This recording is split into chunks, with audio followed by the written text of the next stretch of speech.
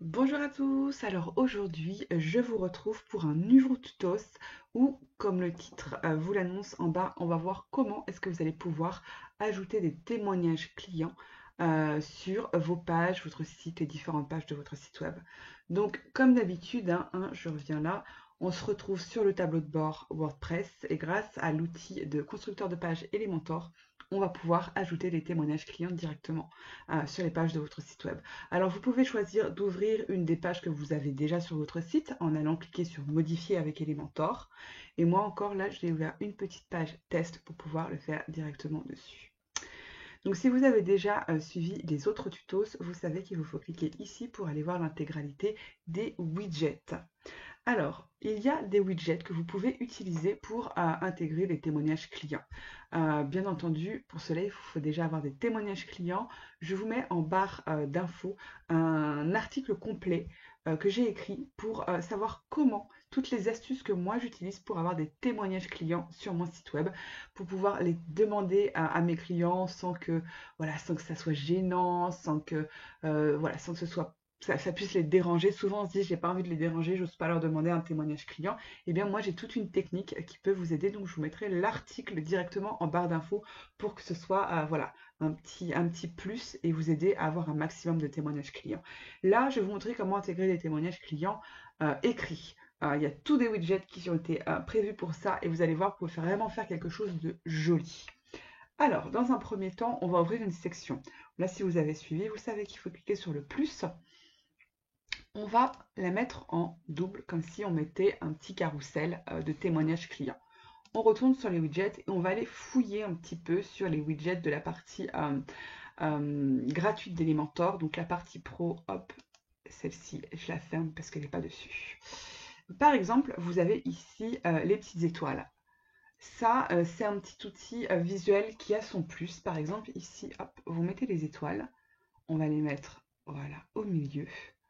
Et ça fait son petit effet, puisque les étoiles, ça va vraiment vous permettre de noter quoi, comme un 5 étoiles, et vous allez voir que c'est super top au niveau visuel, ça attire l'œil directement.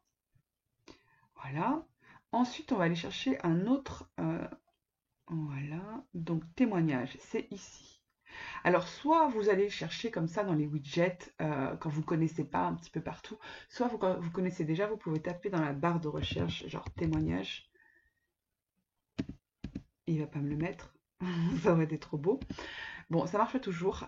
Dans tous les cas, moi je les connais par cœur, donc je vais les retrouver sans souci. Voilà, témoignage. Vous le prenez, vous le glissez, vous allez le positionner juste en dessous. Vous voyez quand ça s'affiche bleu comme ça veut dire que c'est ici qui va se... Voilà. C'est ici donc que vous allez pouvoir inscrire votre témoignage client, donc le texte, le corps du texte de ce que les personnes vont dire. Donc, je recommande les services, etc., etc. En dessous, vous allez pouvoir mettre une photo de votre client. Donc là, qu'est-ce que j'ai? On va prendre une photo au hasard. Hop, voilà. Et en dessous, vous avez le choix donc de marquer son nom. Donc là, je sais pas, moi je vais mettre Rita. Et sa profession si vous voulez. Et un lien. Moi par exemple, je mets le lien du site web que j'ai créé de mon client pour que les gens puissent voir le témoignage et en cliquant dessus puissent voir à quoi ressemble le site web de la personne en question. Donc soit le site web, soit un visuel sur mon portfolio pour qu'ils les retrouvent parce que parfois j'ai des témoignages qui datent et puis des sites web ont été refaits ou modifiés entre temps. Ça peut ne plus être mon design, donc voilà, je sauvegarde ces designs-là sur d'autres pages pour qu'ils puissent vraiment le voir. Donc ici, voilà, vous pouvez ajouter le lien. Positionnement, position en haut ou de côté, c'est à vous de choisir ce qui vous semble le plus chouette. Hop, et ensuite vous allez dans le style pour pouvoir modifier les couleurs et les images et les textes. Donc là, les couleurs du texte, la typographie du contenu, donc c'est-à-dire le témoignage ici. L'image, vous pouvez modifier sa taille si vous la voulez plus grosse ou moins grosse. Le nom de la personne, donc là c'est écrit en blanc, on ne la voit pas. Hop.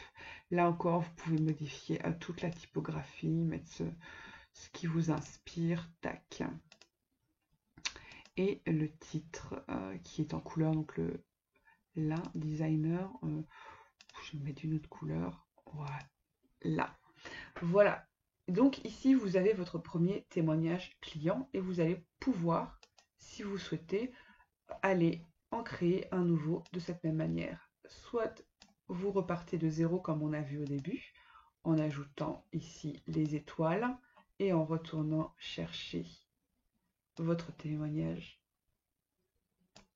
Voilà, et ainsi de suite. Soit vous avez aussi une option, vous allez ici cliquer sur votre clic droit et vous pouvez dupliquer.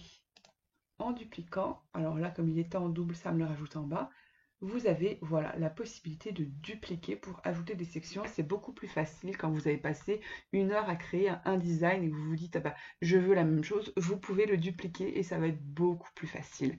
Et donc ça c'est sur la section entière, vous dupliquez la section, mais si vous voulez juste en dupliquer et en rajouter un dans la même section, vous allez ici, clic droit, dupliquer et ça va vous le rajouter dans la même section sur une troisième colonne.